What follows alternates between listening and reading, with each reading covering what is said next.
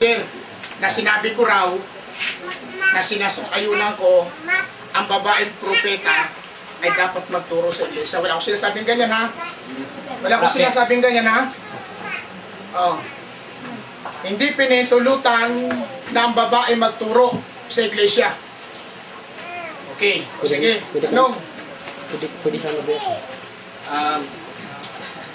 Ang tanong ko lang naman, simple lang naman. Gusto lang maliwanagan tungkol sa yung pangangaral at pagtuturo. Sabi mo kasi, iba yung pangangaral sa pagtuturo. So yung tanong ko sa iyo ngayon, yung bang aral na dala ng mga ngaral, di ba ay salita ng Diyos? Bayo. Yung pong dala ng nagtuturo, salita din ba ng Diyos? Bayo. May pagkakaiba ba ron? Meron. Saan? Ay, magandang tanong. Saan? Saan sa Biblia? O, ito. Babasa ko, no? Ang pagkakaiba ng Turo at aral. Hindi, Diba? ang pagkakaiba nung sinasabi ko, ang tanong ko kasi, ulitin natin na para hindi tayo manalito, no? Ang tinanong ko, ang focus ng tanong ko yung dala-dala ng nangangara at nagtuturo. So, umamin ka o sumang-ayon ka na iisa ang dala nila. Mula sa Diyos. So, ang tanong ko ay dun sa dala. Kung ano yung pagkakaiba. Na sinang-ayunan mo na iisa. Okay. Ang sabi, Hindi doon sa nangangaral ha, nagtuturo, kundi doon sa sabi ang sabi ko nga, iisa ang pinagmulan.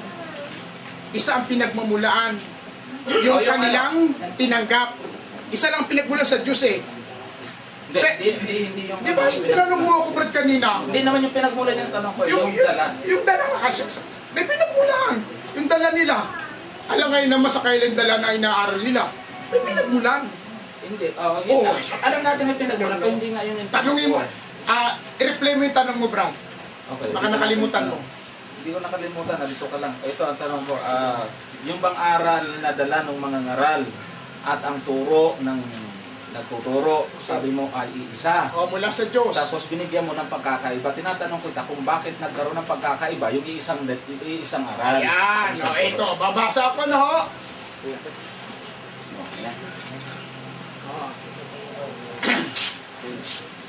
Yung nangangaral, kaya ko sinasabing iba doon sa nagtuturo.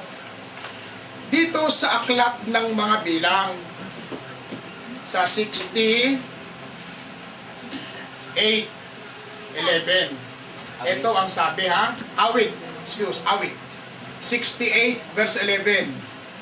Nagbibigay ng salita ang Panginoon. Ang mga babaeng naghahayag ng mga balita ay malaking hukbo. Nangangaral ito. Mabuting balita eh. Babae ito. Okay? Asa pagkakaiba ron? Ha? Babae Nasa ito. ko lang yung babae, hindi naman yung tanong ko eh. Yung pagkakaiba nung iisang aral at turo, eh binigyan mo kasi ng oo na, inamin mo ay isa, tapos binigyan ang sabi ko nga, Brad, yung aral at turo, iisa yon mula sa Diyos. Eh ang binasa mo, hukbo eh. Alin? Paano nagkaroon ng relasyon Nandiyan yan? yung babae, malaking hukbo na aral. Eh, hindi naman yung babae yung tinatanong ko sa iyo, yung aral nga. At Nangangaral ba yan? isa. Nangangaral yun eh. Tinatanong mo kasi ako, sumasagot lang ako sa iyo. Ikaw naman, Brad. Akala ko babasahin mo yung pagkakaiba, binasa mo babae at hukbo. Di ba takot ko sa iyo Di ba pagkakaiba? tinatanong mo ako, Brad? May pinagkaiba ba yung nangaral na Oo, to? hindi ko tinatanong yung hukbo at babae. Eh wala naman din yung pagkakaiba, wala naman din yung Brad, sa ano ko eh. Hindi yan, wala Sabi ko nga, naman Brad, dito, kanina, Brad. Babasahin natin Pakinggan mo, Brad, ha? Para maunawaan mo. Ang tanong mo kasi, yung aral ba at turo, magkaiba ba o isa? Hindi, ang tanong ko, Ulitin mo ulit, baka nalito yung ka. dala-dala. Hindi ako nalilito. Yung ikaw dinadala. nalilito eh. O yung ay aral turo. Aral at turo. Sabi mo Yung iisa, dinadala. Iisa. Oo, iisa pala. Yung Bakit aral, sinabi mong- yung aral, paano, Brad? Meron bang iisa na Ikaw muna, magkaiba? Brad. Yung aral at turo, iisa ang pinagmulaan. Pero magkaiba ang aral at turo. Hindi naman yung pinagmulan yung tinatanong ko, yung dala-dala nga eh. Pinaturo, may pinagmulan yun eh. Brad, naman o. Meron bang iisa na magkaiba? Alin? Meron bang iisa na magkaiba? Meron. Maraming babasa yung kalataw sa'yo. Iisa, magkaiba? Oo, magkaiba. Paano sino naging isa yung magkaiba pala? Ay, babasa nga ako sa'yo eh. Gusto mo? Okay, so next question. Tanungin mo ako, babasa ako sa'yo. Unahan natin sa kanya, yung iisa, magkaiba. Ayaw ko sumagot, hindi binabasa sa Biblia, Brad. Tandaan mo yan. basa ako tinanong, babasa ako sa Biblia. Okay, alam ko, babasahin mo, wala na naman sa tanong, kaya Sasagot yun eh. Kasi Sila nga hapon, bro. Yan. Babasa ko. Kasi nagtatanong ka sa akin eh. Ang gusto ni brother, ayaw kong babasahin sa tanong niya. palo pa ako kasi, meron na sa'yo. May palok daw. Sige, Magbasa palo ka, ah. pinabasa kita. Ay, may palo kasi. Babasa rin pag pinabasa ako. Ano yan? Eh, hindi ko naman hinihingi ka magbabasa. Gagawin mo yung robot. Naka ba yun? Bakit ka pa nagtanong? Pag naghanap ako ng talata, saan ako magbasa? Kapag nagtanong ka, kalayaan kong sumagot. Diba, babasa ako. O kaya ito yung tanong ko. Brother naman, Kasi ulit ka. Kamukha mo si, naalok si Pastor Cirilo, may kamukha ka eh. Tama tayo eh. Wala mo naman. Sino na insulto? Ito yung tanong ko sa'yo. Yung sa Mateo 28, 19 at 20, na utos o yung Great Commission na tinatawag natin, ito ba ay kapareho din na nasa Marcos 16, 15 at 16? Basahin mo. Yung So, hindi Marcos. mo pa alam. Bible, siyempre, tatanong ko sa akin, ano ba yung Kaya tanong mo sa akin? Brother naman ako. Basahin mo sa akin.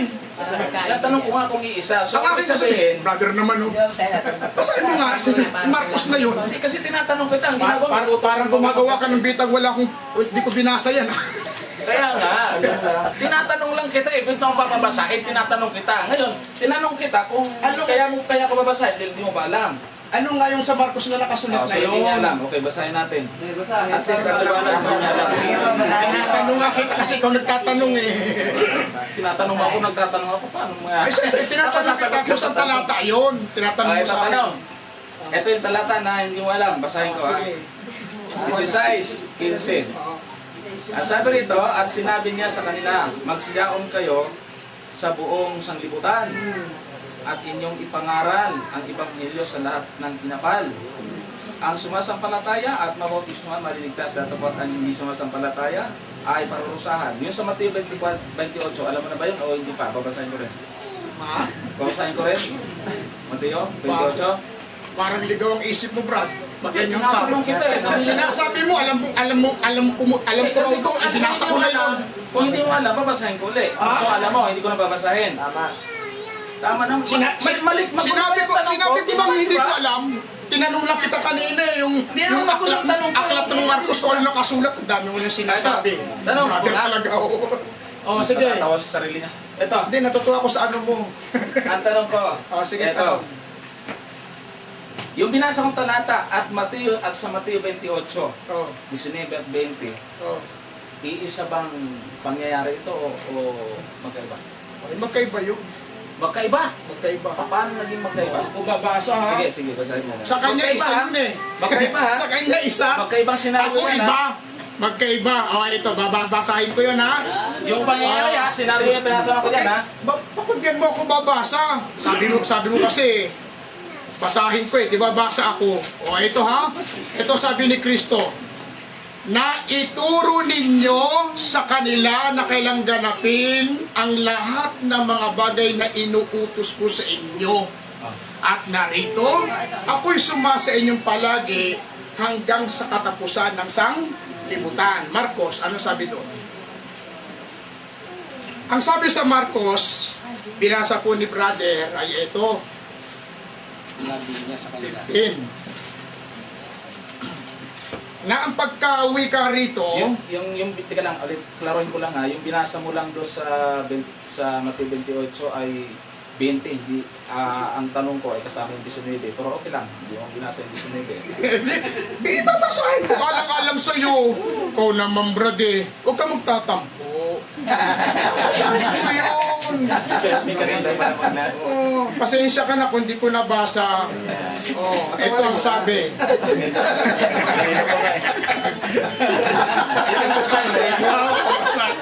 Ito ang sabi. Dahil dito, magsiyaon niya kayo at gawin ninyong mga alagad ang lahat ng mga bansa na sila inyong bautismuhan sa pangalan ng Ama at ng Anak at ng Espiritu Santo na inyong ituro sa kanila na kanilang ganapin ang lahat ng mga bagay na inuutos ko sa inyo at narito ko sumasa inyo palagi hanggang sa katapusan ng sanglibutan.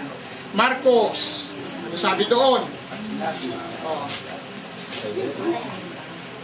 Para sa kanya kasi iisa yon, hindi magkaiba. At sinabi sa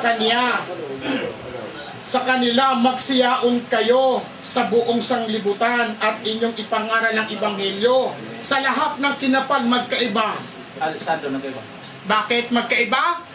Doon sa Mateo 28, 19 hanggang 20, dahil dito, gawin ninyong alagad ang lahat ng mga bansa.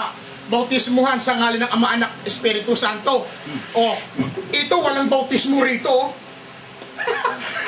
Sa Mateo, may bautismo, no? Gawing alagad ang lahat ng mga bansa, bautismo sa pangalan ng Ama, Anak, Espiritu Santo. Sa Marcos naman, pakinggan mo. Wala rin bautismo. Pakinggan mo. Brother talaga, oh. At sinabi niya sa kanila, magsiyaon kayo sa buong sanglibutan at inyong ipangaral ang Ebanghelyo sa lahat ng kinapal. Walang bautismo. Okay, ito. Basa. Oh. Ang sumampalataya at mabautismo. Oh, meron! May bautismo. Hindi pa ako tapos. Tapos na ba? Tapos na ba ako bumasa? Tutuloy. Hindi pa tapos eh. Sige ka ha? Sige. Ang sumasampalataya at mabautismuhan ay maliligtas. Dadapwat ang hindi sumasampalataya ay parurusahan. Meron ba sinabi doon, bautismo sa pangalan ng Ama ng Espiritu Santo? Pero may salitang bautismo. May nakasulat. Oh, meron Na daw. bautismo. Okay. Last question. Ito. Last question. Last question. Di pa ako tapos. Sige. Tapusin mo. Di may sinabi sa 16, ang sumampalataya at mabautismuhan ay maliligtas. Anong bautismo ang ibabautismo? Sa ngalan ng Ama ng Hindi Espiritu naman yung Santo? tanong ko eh. Basta may bautismo, okay na. Okay. At least may bautismo. Last question. Last question. Last question. Sabi mo kanina, hindi mo tanggap na hintil ka kasi ang hintil ay walang Diyos. Kapag ka tumanggap na ng aral ang isang tao, may Diyos na. Tumanggap eh. Okay. Ang hindi pa tumatanggap eh. Paano kung mabasa ko sa talata Oh. na kahit tumanggap na hintil pa rin ang tawag, aminon mali ka? Sumusunod yan. Ha? Sumusunod. Basta't ang tawag. Tanong ko sa'yo kung sumusunod yan. Ay, Basahin mo. sumusunod ito, sigurado. Sige, basahin mo. Sumusunod yan. Hindi pa rin. Sige, Hindi basa. yun ang ikaw na Basahin nagtatanong mo. Tumanggap eh. Tumanggap. So, ibig Basahin mo. sabihin- Hintil yan ang sumusunod, ha? Sige, basa. Tumanggap. Dinadala mo kung sumusunod eh. Tumanggap yung tanong ko eh. Tumanggap saan? Salita ng Diyos. Tumanggap salita ng Diyos. Aba, marami tumatanggap na hindi tutong tumanggap. Pagka yung Biblia nagsabi, hindi ba totoo yun? Ay, hindi totoo. Pag sinabing tumanggap, hindi lahat na Pagka tumanggap ay sinabi sa na Diyos. totoo, hindi pa rin totoo sa kanya. Pag sinabi ba sa Biblia? Babasa ako sa'yo. Ito tumanggap, hindi sa Diyos. Nagtatanong ako. Nagtatanong ako sa'yo. Tatanong siya. Ito ang challenge ko sa kanya. Kapag tumanggap na sa kanya, ay may Diyos na. Sabi niya kanina, ang hintil walang Diyos. Kaya ang tanong ko sa kanya, kung may mabasa ko na kahit tumanggap na ng salita ng Diyos, ay hintil pa rin ang tawag. Kine-question niya kung sumusunod o hindi. Pag Biblia ang nagsabi Sige. na tumanggap, question mo ba yun? Sige, ganito ha. Ito ha. Sige, basahin mo sa akin. Marunong ka ba sa Biblia? Marunong pa rin sa Biblia. Kasi gagano'n niya naman ako Tingnan mo. Tingnan mo ha. Tingnan mo ha. Magpapatunay. Dapat siya magpapatunay o kung dapat magtanong lang siya. Ako man magtatanong sa kanya, Pastor. Layo mo ng birthday. Huwag ka magpatunay. Basa. Sige, bibigyan kita magpapatunay kasi basahin mo sa akin yang Ito, basahin ko na ha. wala pa ako sinasabi mo magpatunay ka. Ang kapahintulatan manggagaling sa akin. Ano naman kayo? Dalawa naman Kasi kami. ang kapahintulatan mo, Brad, magtanong sa akin. Dalawa naman kami. Ha? Anong tanong mo? Ito. Kung Sige. mabasa ko na tumanggap na ng aral, hintil pa rin ang tawag. Aminin mo, maling-mali ka. Nagtatanong ka ba o nang magpapatunay sa tanong mo? Tanong yun. Abay, magtanong ka, huwag kang Kung magpapatunay. mabasa ko, Nagtatanong na nagpapatunay. may kasamang patunay. Mali. Huwag kang magpapatunay. Paano naging mali ang tanong na may kasamang patunay? Mali nga eh. Challenge yun, na marunong ka ba ng debate? Ay, Challenge yun eh. Showdown yun. O sige. Showdown yun. Ano Mas tatawan ng ano ba gusto mo Brad ang ano ba gusto mo palitawin debate ito? Gusto mo? Gusto mo? Gusto mo debate? Hindi ba kita tayo? Sige. Hindi ba tiyo? Sige, basahin mo sa akin ha. Ito, hati mo. Magbibigyan ko na siya. Basahin mo sa akin, yung babasahin mo na yan, na yung tumanggap na yan ay totoong tumanggap sa Diyos. Huwag kang magbigay ng kondisyon ako nagtatanong eh. O di magtanong ka. Oh, ito ang tanong ko na. Tingnan mo, ayaw niya na ginagawa ko pero binalik niya sa akin. Ganun yung ginawa niya. Tama ba yun? Ayaw mo babalik ko sa iyo yung ginawa mo sa akin. Anong ibig mo sabihin, Brad? Tingnan mo ha. Challenge ka rin ako, ayaw na Tingnan mo, challenge Brad, ko. ha? Pakinggan mo, Brad. Magtatanong ka, magtatanong ka sa... Basa. Gulo na. Basa daw, basa. Gulo na ako eh. Basahin ko. Ano question? Oo, ayun yung Magtatanong ka basa lang, Brad. Oh, ayun yung basahin ko eh. Basahin ko na. Hindi magtatanong, magpapatunay. Hindi, babasahin. Pagbigyan naman natin yung ano. Oh, sige. Ah, Sige. Ito. Gawa 11. Basa lahat. Talatang 1. Bahala na kayo ha. Nabalitaan niya ng mga apostol at ng mga kapatid na nangasa Hudiya na nagsitanggap din naman ang mga hintil ng salita ng Diyos. Questionin mo ba yun? Tumanggap na nga eh. Okay. Pag sinabi ba ng Biblia tumanggap, aalamin mo ba kung sumunod? Ano ka? Tumanggap pa tapos hindi mo sinunod? Eh kung tumanggap yun at hindi sumunod, dapat hindi nilagay dito yun. Tumanggap ng salita ng Diyos. At saka, kung hindi na hintil at tumanggap na, dapat nakalagay dito ang dating hintil. Hindi naman eh. Tumanggap na, hintil pa rin. May nabasa ba ako? Wala. Meron. Oh, tingnan mo yung binasa niya. Oh, sige. Yung mga hintil. Oras mo na yan. Tumanggap. Tumanggap. Tumanggap pa. Oh, pag sinabing mga hintil, ang kalagayan nila sa pasimula ay hintil. Tumanggap. Ibig sabihin, hindi na hintil. Oh, bakit hintil pa rin tawag? Ha? Bakit hintil pa rin tawag? Basta pasimula, hintil. Tumanggap, hindi na hintil. Pasimula rito. Hintil na pasulat mo eh. eh. Yung tumanggap, hintil ba? Hintil. Oh, pasimula, hintil eh. O, tumanggap ka, Tumanggap, hintil pa hindi rin. na hintil. Oh, asan ba rin? Meron Oh, pa rin dito. babasa ko sa'yo ito. Meron pa rin. Ito yung tumanggap na ito, mga hintil ito. Brother naman oh, nandadaya ka eh. Babasa ko ha. Tignan mo ha. Alam niyo bagay yung dalawa. Oh, babasa ko. Tignan mo ha. Basta may tanong ba ako sa kanya? Kayo po ba hintil? Oo naman. Hintil Ang ba kayo? hintil kasi, hindi Hudyo yun. Ano po Hindi ibig sabihin bayan ng ng Diyos hintil? yun. Tingnan ba? Ano po ang ibig sabihin ng hintil? Ang hintil po ay hindi kasama sa lahit sa bayan ng Diyos. Ang bayan ng Diyos ay Hudyo. Kaya ikaw kapatid, aminin mo hindi, hintil ka rin. Hintil ako. O sige. Ngayon, kung hintil ka, sa ano ka nagiging hintil? Hindi nga ako kasama sa bayan ng Diyos. Inulit ko. Ay, ano ang lahi ng hintil? Hindi nga kasama sa bayan ng Israel. Ano bang lahi yun ng hintil? Iba-iba yun. Abi, Hudyo may layo, Hudyo. Hindi, totoo. Ang Hudyo, Hudyo. Lahi sila ng Israel. Ano sila? Hebrews sila. Salita nila Hebreo. Ano? Ngayon, hintil ka ang salita mo. Oh, at Tagalog. Oh. Tinanong pa eh. Tagalog ka. Ano lahi ka? Oh, Bisaya. Bisaya? Bisaya ka pala. Bisaya? Okay na. Eh, anong punto sa tanong mo? Ito ha. Alam niyo sa Biblia ang hintil. Ibig ang lahi yan. Sumasagot ako. Ang definition ng hintil ay hindi kasama sa Israel. Kay Griego yan, kay Canaanites yan, kay tagasaan yan, hintil pare-pareho yung kapatid. Siguro, pag-aralan mo mabuti ang definition ng hintil. Hindi mo Oh, naintindihan. ngayon, ito ngayon. Tatanungin kita ng isang tanong. Ngayon ba, hintil ka pa rin? Ha? Hintil ka pa rin? Hintil pa rin ako sa katutubo, pero kay Kristo hindi na. Hintil sa katutubo, pero Kristo hindi na.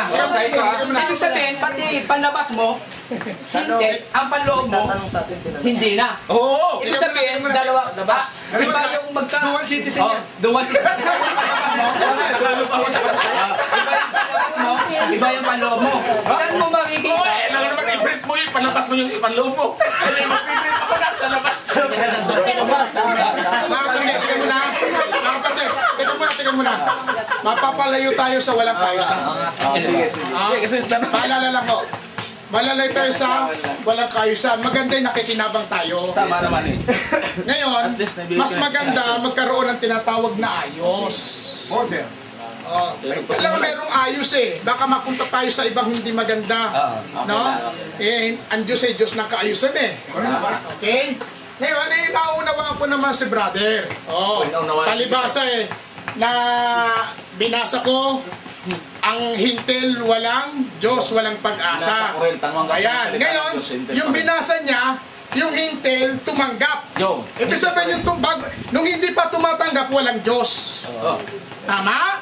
Wala pang Diyos yun eh, walang pag-asa. Pero nung tumanggap, Hintil pa rin. hindi na hintil. O, asa mo nabasa? Oh, ito na, babasa na ngayon ako.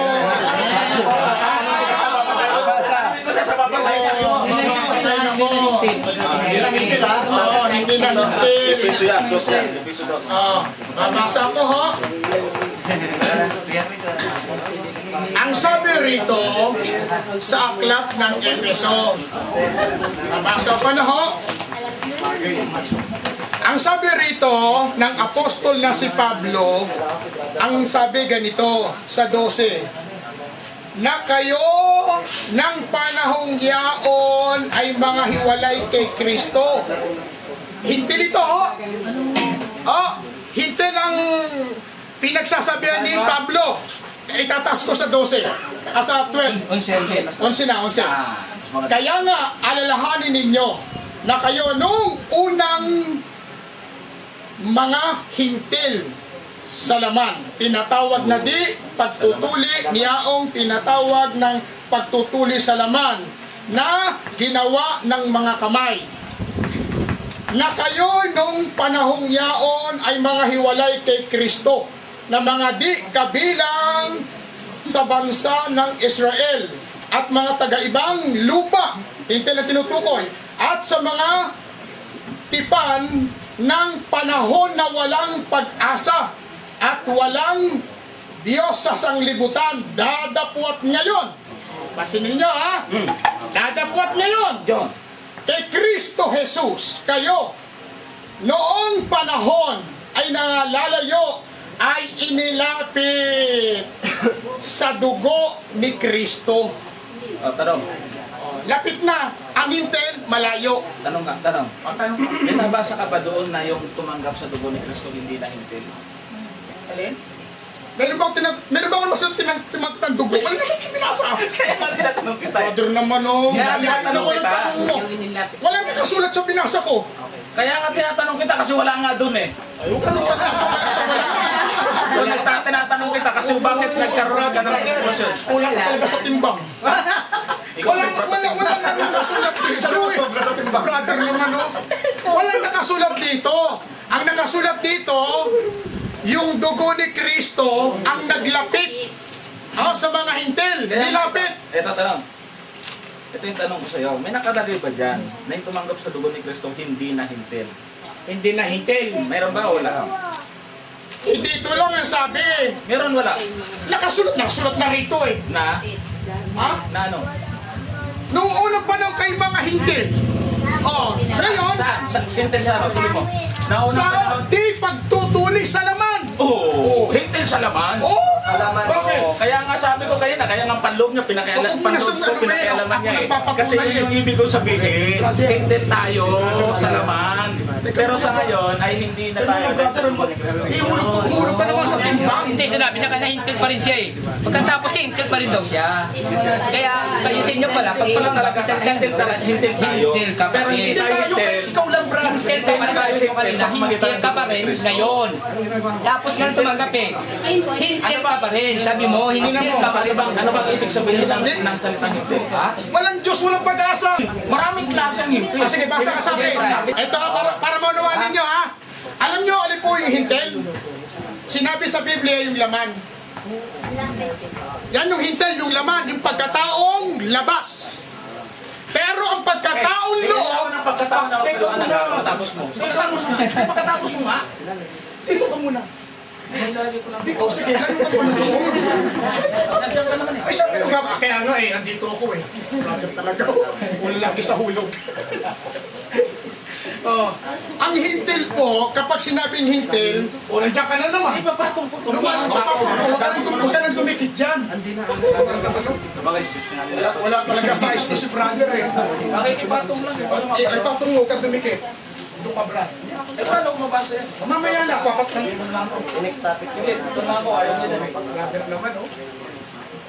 Next topic na lang po. Ay, next na lang. Okay, sige, next topic na Kasi lang. naubos yung Oo, oras. sige. Sige, ibang topic naman. Si Brother Jones. O, sige, ikaw naman, Brad. Ay, papaliwanag ko to ha. Teka muna, Brad. Next topic na. Huwag ka na magpaliwanag. Next na. Itiklop mo na yan. Ayaw nung... Yung ikalawang tema. Tama? Ayaw niyang paliwanag ko yung... Tama, Brad? Nagkaroon po kasi ng interest na sabihin niya na iba yung salitang aral sa turo. Okay. Alam niyo po sa Matthew, maraming beses na si Jesus ay nagturo. Pero yung mga nakikinig, nakakuha ng aral. Ako, teacher ako eh. Pag ako nagtuturo, nagbibigay din ako ng aral. Sa ibang kahit po i-consult natin sa dictionary, parehas po naggamit sa maraming pagkakataon yung salitang iyon. Kaya kung hindi po natin tatanggapin yung translation sa Greek na sila ay magkaiba o magkaparehas man at isang Bible lang ating gagamitin bilang patunay, parang kulang po yung ating talagang pag-aaral. Kaya yung pong aral at turo ay iisa lang po.